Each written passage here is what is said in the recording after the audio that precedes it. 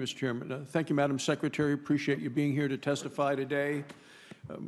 Things have gotten a lot worse since the last time you testified before this committee. Inflation is at a 40-year high. It's impacting Americans with higher prices across the board. When President Biden took office, the price of a gallon of gas was $2.38 a gallon. Today, it is $4.92 a gallon. This past Memorial Day was very expensive for people to travel. In my home state of Wyoming, rural areas, people who volunteer to drive for Meals on Wheels to deliver meals to shut-ins have had to stop volunteering, not because they don't have the time or the commitment or the open heart, they don't have the money for the gas. That is the #1 issue affecting the American people. And a few weeks ago, we had the Interior Secretary testifying before the Energy Committee. I asked her if she thought that gas prices were too high. She could not come up with didn't think it was an easy question, couldn't come up with an answer. Of course they're too high. But I ask you, do you think that gas prices are too high? Absolutely. Thank you. The people of Wyoming, vast majority of Americans agree with you on that point. And the question is, what are we going to do about it?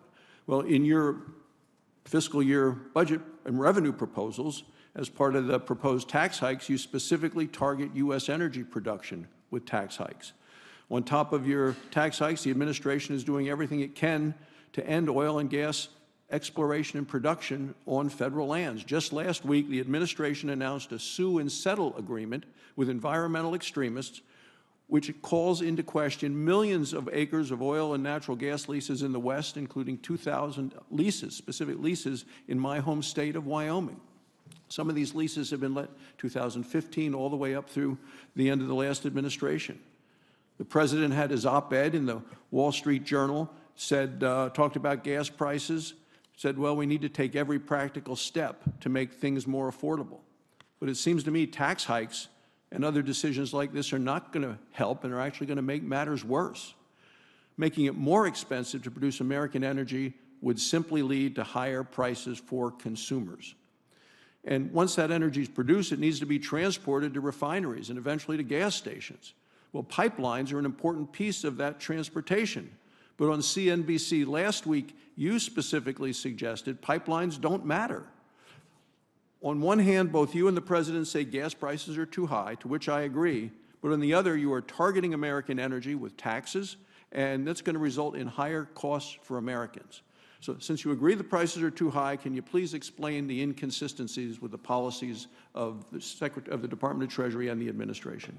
Well, I would say that as a medium-term matter, the way to reduce energy prices for Americans is to promote credits, energy policy that boosts the production of renewables, that will reduce our dependence on global oil markets where geopolitical factors can cause energy prices to spike, as we're seeing with Russia and Ukraine, and can lower utility prices for Americans. In the short run, before that happens, high prices, we have very high prices, as you pointed out, for oil.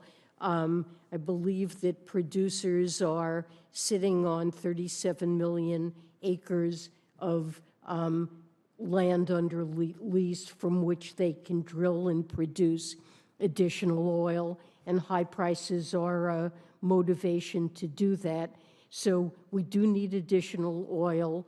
The prices that Americans pay are influenced by what happens in global markets, and so promoting the production of additional global oil, it will help to relieve supply shortages in the global market, but it won't completely insulate Americans from global oil market pressures in the short run. Well, I would point out that in addition to the leases, you actually need a permission to drill, and this administration has blocked all of that, and this sue and settle agreement by the administration last week is taking many of those acres that you just described and freezing those so they cannot be used. And with $5 gas, what we see today is the president calling on using the Defense Production Act, not to go after this, but to build solar panels. And that seems to me the wrong place to be using that act. I would just point out, Mr. Chairman, finally, that yesterday's USA Today